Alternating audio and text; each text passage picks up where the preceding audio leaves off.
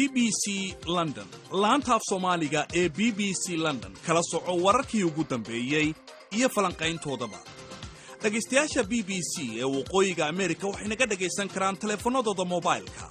Si aad u dhagaysato BBC Soomaali waxaad garaacaysaa telefoonka lambarkiisu yahay eber hal 712 432 65 mar kasta iyo meel kasta.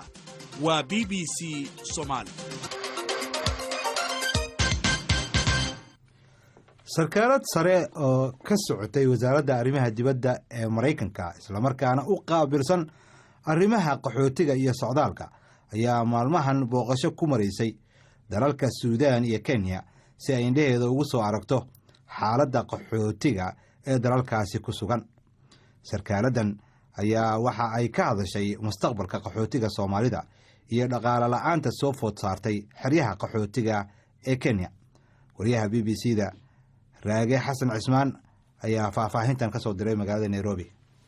Caroline Raslin oo ah kaaliyaha gaarka ah waaxda arrimaha dibadda Mareykanka u qaabilsan qaxootiga iyo socdaalka ayaa booqasho ku tagtay xerada qaxootiga ee Kakuma ee ku taala gudaha waddanka Kenya, halkaas oo ay ku nool yihiin qaxooti ka soo baxsaday colaadaha ka jira wadamada gobolka, iyadoo in badan oo qaxootigaasi ka mid ah ay yihiin Soomaali. waxay ugu mahadcelisay dawladda Kenya martigelinta iyo soo dhaweynta qaxootiga ku sugan waddanka. Raslin ma tegin xerada qaxootiga caalamka ugu weyn ee Dadaab sabab la xiriira amniga, balse waxay ka warbixisay wixii ay ku soo aragtay xerada qaxootiga ee Kakuma. waxyaabo dhowr ah oo aan walaac ka qabay ayaa jirta oo aan xerada ku soo arkay, inkastoo ay u ahayd qaxootiga meel ay ku badqabeen. midda ugu horreysa waxa ay tahay waa ay sii buux dhaafeen. ilaa ay hadda sanadkan waxaa soo gaaray xerada 14,000 oo qaxooti ah. walaac ayaan ka qabaa waxa uu yahay in buuxdhaafkani ay ka dhalan karta natiijo xun oo xagga caafimaadka iyo bulshada. inta badan waxa ay ku nool yihiin guryo laga sameeyo dhoobo oo ay iyagu samaysteen. qaar ka mid a dhismayaasha waxaa la dhisay 20 sano ka hor, waa ayna dumi rabaan. 20 sano oo qaxootinimo ah waa xaalad aad u daran. celcelis ahaan waa inuu qofka qaxootinimadiisa aysan ka badan 17 sano sida caadiga ah. dawladda Kenya oo ka walaacsan korarka qaxootiga ku jira xeryaha Kakuma iyo Dadaab oo gaaraya in ka badan nus milyuun ayaa waxay dhawaanahani wada baaqi ah in dib loogu celiyo qaxootiga ku jira xerada qaxootiga ee Dadaab gudaha waddanka Soomaaliya, iyadoo dawladdu sheegtay in xeradaasi ay khatar amni ku tahay waddanka. sanad ka hor ayay dawladda joojisay diiwaangelinta qaxootiga cusub ee soo gaaraya Dadaab. mar ay arrimahaasi ka hadlaysay Caroline Raslin waxa ay sheegtay in xalka ugu wanaagsan ee qaxootinimo ay tahay in qaxootiga ay dib ugu noqdaan waddankooda, balse waxa ay sheegtay in haatan la isku waafaqsan yahay in xaaladda amni ee ka jirta gudaha waddanka Soomaaliya aysan saamaxaynin in qaxootiga dib loogu celiyo halkaasi. qaar ka mid ah qaxootiga ayaa rajo ka qabay inay dib u dejin ka helaan wadamo saddexaad sida Mareykanka.